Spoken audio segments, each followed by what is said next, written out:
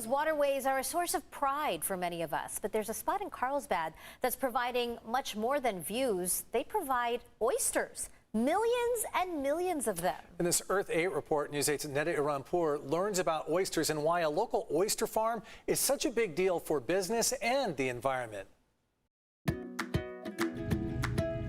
Thousands of people pass by every day and may not even know this place exists. The Carlsbad Aquafarm sits between the Pacific Ocean and the Five in these calm and pretty clear waters of the Agua Hedionda Lagoon. While all looks tranquil from above, what you can't see are the millions of oysters and mussels and the tens of millions of gallons of water that they're filtering. To learn all about these animals, the Aquafarm crew took us out on their boat.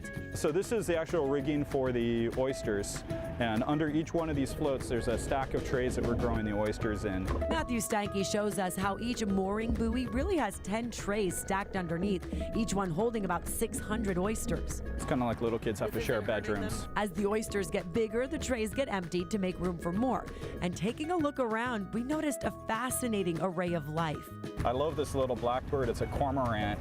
Oh. They're kind of goofy when they try to fly because they're not very coordinated. The cormorant and the pelican, essentially flying in a bird's paradise thanks to a bounty of fish. And the pelicans are our natural watchdogs here.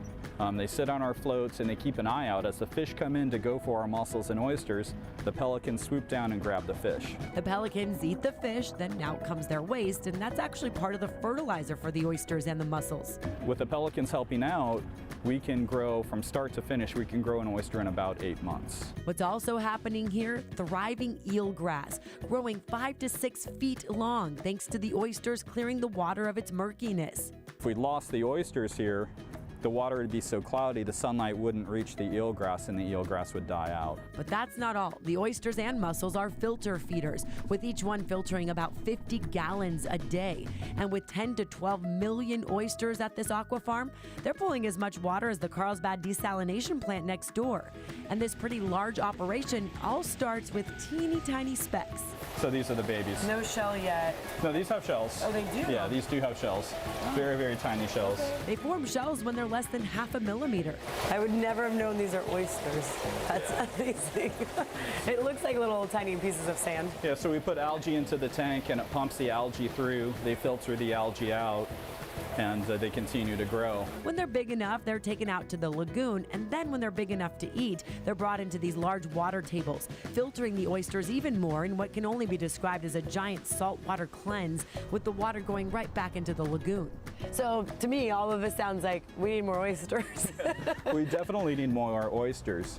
There's very few farms in California. It's not easy to have an aqua farm like this, and with less than a couple dozen lagoons across the state, the space is simply not available. And we haven't even tried their oysters yet. When you're going to shuck an oyster, make sure you actually have a shucking knife. Don't use a butter knife. People can book tours here to get a lesson and taste testing. Oh, And there it is. We have a fresh shucked like oyster. the freshest oysters of I've got a all. little bit of lemon if you want some lemon juice on Do that. pure. It's like so fresh and like literally like when you're surfing, that feeling. Yes. I shucked one myself, nice and smooth on the first try. Do you want it? No, you're good. I get to have another one? Okay. They sell oysters and mussels at local markets or for pickup, reducing the carbon footprint even more by providing people with their shellfish without having to ship across the globe. For Earth 8 at the Carlsbad Aquafarm, I'm Neda Iranpour.